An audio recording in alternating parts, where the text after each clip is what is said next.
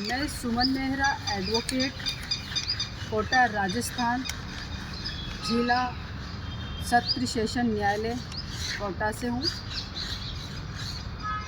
कल सभी को मातृशक्ति जो दिवस है, सभी की महिलाओं को बेसब्री से महिला दिवस की सबको इंतज़ार रहता है। तो पहले तो मैं आप सभी को महिला दिवस की बहुत बहुत हार्दिक शुभकामनाएं और बधाई देती हूँ। बात जब महिलाओं की आती है, महिला दिवस के दिन कई महिलाएं कई आयोजन कार्यक्रम अपने अपने क्षेत्र में अपने अपने नेतृत्व में आयोजित करती हैं, लेकिन मेरी दृष्टि महिला दिवस पर मैं आप सभी लोगों का ध्यान आकर्षित करना चाहूँगी कि महिला दिवस पे उन महिलाओं के लिए जो अभी तक अपना कानूनी अधिकार और अपना अधिकार को भली भांति नहीं पहचानती है। आज देश को आज़ाद हुए इतना वर्ष हो चुके हैं और देश की भारतीय संविधान में और कानून में महिलाओं की हितों के लिए जितनी सुरक्षा और जितने कानून प्रावधान किए हैं, वो सबसे पहले महिलाओं को ही ध्यान में रखते हुए नए कानून अनुच्छेद संसद में पारित हुए हैं। महिला आयोग और राज्य आयोग ने कई सालों से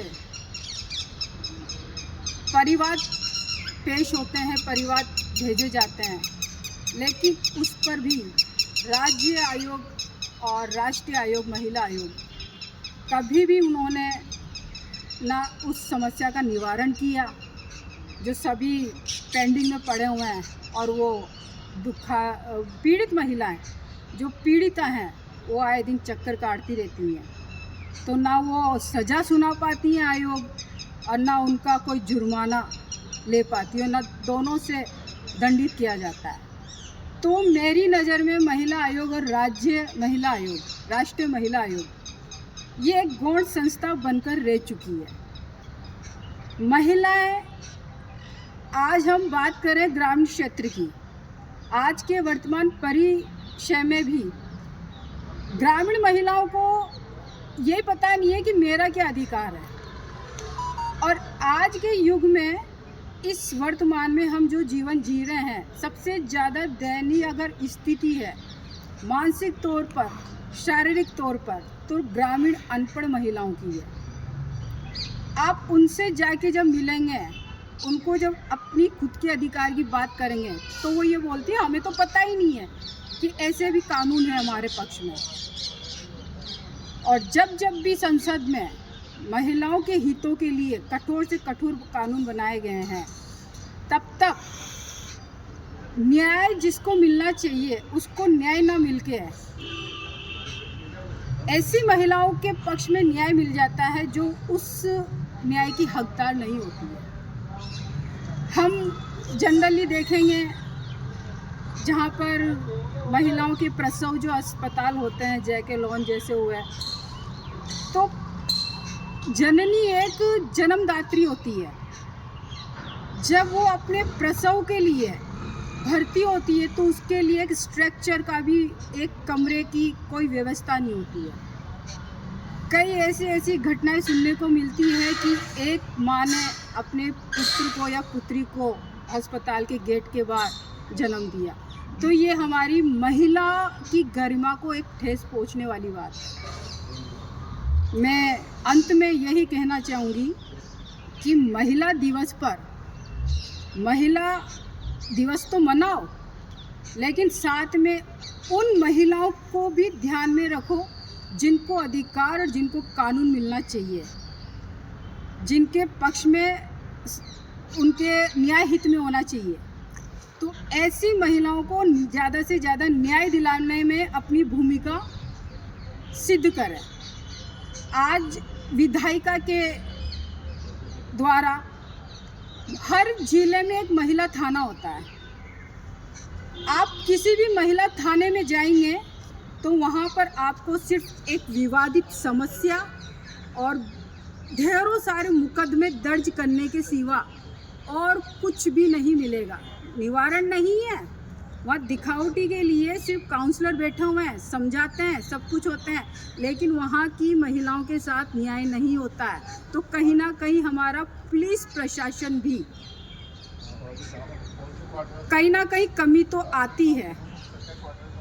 तो महिलाओं के लिए जब आप महिला के हितों की बात कर रहे हो महिला दिवस पे, तो शुरुआत हमें हमारे मोहल्ले से, हमारे बूथ से, हमारे आस पड़ोस से पहले उस महिला की समस्या लेकर जब भी साथ जाए महिला थाने में, तो वहाँ पर न्याय पूर्ण रूप से नहीं मिल पा रहा। और केंद्र सरकार, राज्य सरकार द्वारा जितने भी महिलाओं के हितों के लिए जो कानून बनाए गए हैं उनका पूर्ण रूप से किसी भी तरह से कोई सुचारू रूप से पालना नहीं हो रही है। आज छोटी छोटी बच्चों के साथ जिस तरह से सामूहिक बलात्कार और किडनैप करके 2-2 महीने तक अपने कब्जे में रखना, अपहरण करके ले जाना और उनके साथ गलत काम में करते हुए रहना, तो ये जिस तरह से दलित, खास तौर पे दलित वर्ग की बच्चों के साथ ये जो घटना घटित हो रही है। अभी कुछ दिन पहले की बात थी कि एक दलित महिला का अपहरण करके उसको 2 महीने तक अपने साथ रखा, दुष्कर्म किया और उसको वापस छोड़ दिया बेहालत में। तो बहुत बुरी स्थिति है। तो आज के वर्तमान परिदृश्य में देखा जाए तो महिलाओं को ज़्यादा से ज़्यादा समाज हित में और महिलाओं की जितनी भी अपने संपर्क में होती हैं, काम वाली या स्कूल वाली या टीचर्स, जो घरेलू परिवार में महिलाएं होती हैं और सर्विस में जो महिलाएं जॉब करती हैं, वहाँ भी उनको सुरक्षा नहीं है। आज हम देखते हैं जिस तरह से सुनने को मिलता है कि आज उसके साथ इस तरह के दुष्कर्म हो रहे हैं, तो दुष्कर्म करने वाले भी ज़्यादातर हमारे ही परिवार के कोई ना कोई रिश्तेदार में से ही निकलता है। तो सबसे पहले तो ऐसे रिश्तेदारों से सतर्क रहना सीखें और जगह जगह जहाँ जहाँ लगे हमें कि महिलाओं के लिए कहाँ कहाँ हम एक विधिक सहायता शिविर लगा सकते हैं संस्था द्वारा, तो वो भी आयोजित होती रहनी चाहिए। ज़्यादा से ज़्यादा महिलाओं के हितों में जो बात रखी है संसद में, लोकसभा में महिलाओं को लेकर जो कठोर से कठोर कानून बनाए गए हैं उसकी पूर्ण पालना नहीं हो रही है। पूर्ण पालना तब होएगी जब नीचे से सिस्टम, ऊपर से सिस्टम ठीक चलेगा। जब तक ऊपर से सिस्टम ठीक नहीं होगा, नीचे तक हम सिस्टम नहीं सुधार सकते। इस तरह से प्रसव के दौरान महिलाओं को जो एक भोजन प्राप्त होता है, तो उसमें भी कहीं ना कहीं कमी हो रही है।